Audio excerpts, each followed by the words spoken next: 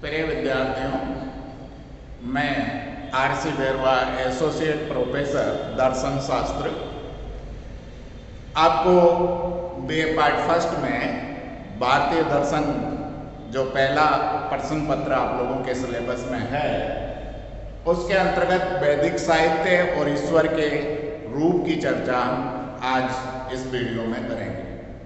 वैदिक साहित्य जो प्राचीन साहित्य के रूप में जाना जाता है, जिसके द्वारा जो दर्शन का महत्वपूर्ण अंग माना जाता है, जिसके द्वारा हमें दर्शन की जानकारी मिलती है, दर्शन का जो है आधार हमें देखने को मिलता है, जिसमें आधार पृष्ठभूमि के रूप में दर्शन को हम जानने का मौका उसमें मिलता है।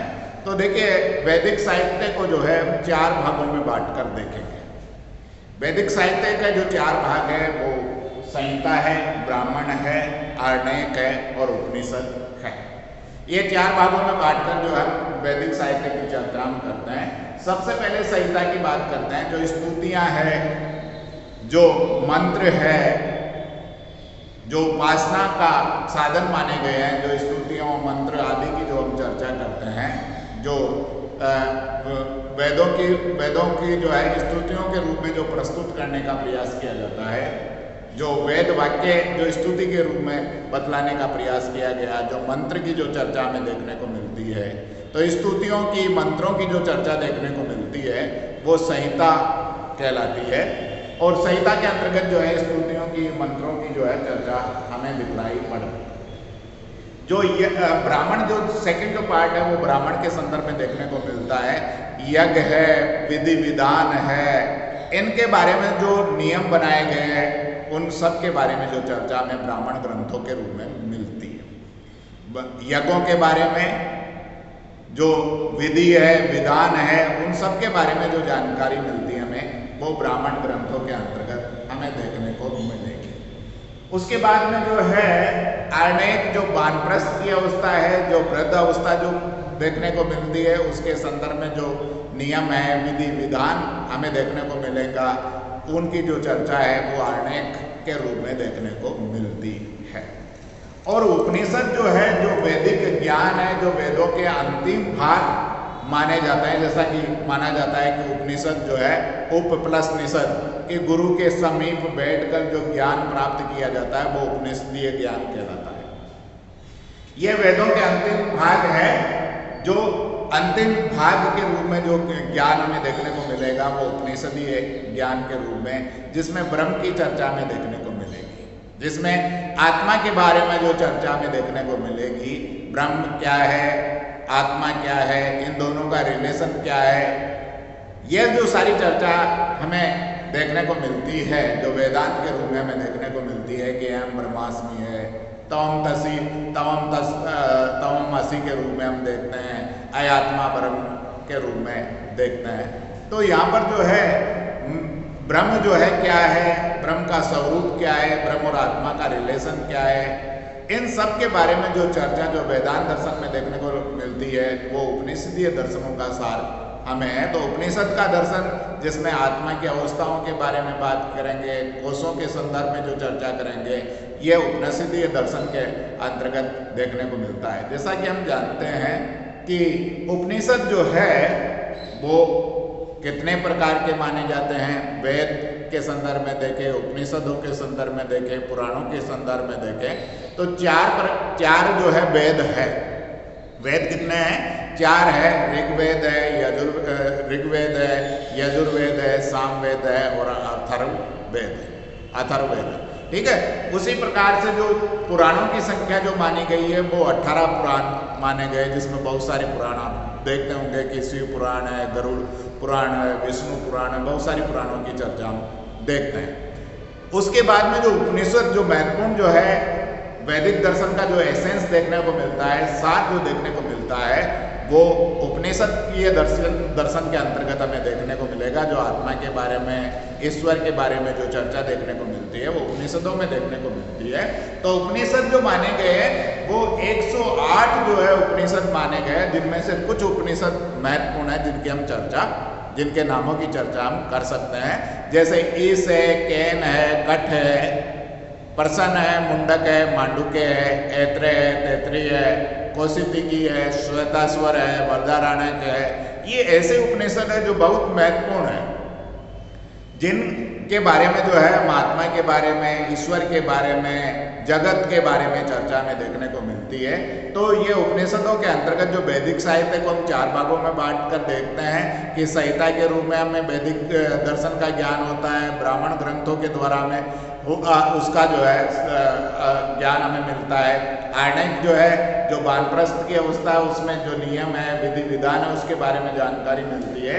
और उपनिषदीय जो दर्शन है, जो वेदों का जो मूल सार जो जिसे हमें देखने को मिलता है, वो उपनिषदों के दर्शन में देखने को मिलता है। तो ये हमारे जो वैदिक साहित्य है, और वैदिक साहित्य के अंतर्गत या वेदों के अंतर्गत जो ईश्वर के बारे में जो चर्चा की गई है कि ईश्वर एक है या अनेक है, जैसा कि हम वेदांत के दर्शन में देखते हैं कि ब्रह्म सत्यम जगन मिथ्या जीवो ब्रह्म नापार, कि ब्रह्म क्या होता है, वो तो एक ही होता है। ब्रह्म जो है वो तो एक ही है, और हमें नाना रूपात्मक जो प्रतीति हो रही है वो उसका आभास होता है। वास्तव में तत्व तो एक ही है, मूल तत्व एक ही है, और वह जो है अनेक रूपों में हमारे अज्ञान के कारण, माया के कारण हमें प्रतीत होता है। तो यहाँ पर जो है वैदिक दर्शन के अंतर्गत जो है ईश्वर के संदर्भ में चर्चा देखने को मिलेगी, जिसमें हम बात करेंगे बहुदेववाद की। बहुदेववाद के रूप में जो है चर्चा की जाती है, एकेश्वरवाद के रूप में और एकाधिदेववाद के रूप में देखने को मिलेगा। 3 प्रकार से जो है ईश्वर की चर्चा में देखने को मिलती है। एक तो बहुदेववाद। बहुदेववाद से तात्पर्य क्या है? जिसमें एक से अधिक देवताओं की सत्ता को माना जाता है। जैसा कि भारतीय धर्म के अंतर्गत जो है, हिंदू रिलीजन के अंतर्गत हम देखते हैं कि बहुत सारे ईश्वरों की सत्ता को एक साथ माना जाता है। ब्रह्मा को भी माना जा रहा है, विष्णु को भी माना जा रहा है, शिव को भी माना जा रहा है, गणेश की सत्ता को भी माना जा रहा है। बहुत सारे ईश्वर जो है माने जा रहे हैं, जो बहुदेववाद के रूप में, कि प्रत्येक व्यक्ति जो है बहुत सारे ईश्वरों की उपासना एक साथ कर सकता है। जब वो ऐसा करता है तो वह बहुदेववाद, जो पॉलीथिज्म का कॉन्सेप्ट है, उसके रूप में वो सत्ता को स्वीकार कर रहा है। अर्थात अधिक ईश्वरों को, एक से अधिक ईश्वरों की सत्ता को वो अपने अपने ढंग से स्वीकार कर रहा है। हो सकता है कि एक व्यक्ति एक की सत्ता को स्वीकार कर रहा है, दूसरे को नहीं मान रहा है, या एक को मान रहा है, दूसरे को भी मान रहा है, तीसरे को भी मान रहा है, चौथे को भी मान रहा है। बहुत सारे सत्ताएं हो सकती है, अलग अलग ढंग से वो अलग अलग व्यक्ति जो है, कुछ जो है दूसरों को मान रहे हैं, तो कुछ जो है अन्य दूसरे देवी देवताओं को मान रहे हैं। तो बहुत सारे जो देवताओं की सत्ताओं की जो बात की जा रही है, बहुत सारे जो ईश्वर की बात की जा रही है, जो एक से अधिक ईश्वरों की सत्ता को स्वीकार कर रहा है, वो बहुदेववाद के रूप में माना जाता है। उसके बाद में कुछ लोग, कुछ दार्शनिक परंपराएं कुछ ऐसी है कि जो केवल एक ही तत्व को मानते हैं। जैसा कि वेदांत के अंतर्गत देख रहे हैं कि ब्रह्म ही एकमात्र सत्य है, इसके अतिरिक्त जो है दूसरे तत्व की कोई सत्ता नहीं है। जो एक ही तत्व की सत्ता को मानते हैं, जो एक ईश्वर की सत्ता को मानते हैं, वो एकेश्वरवादी कहलाते हैं।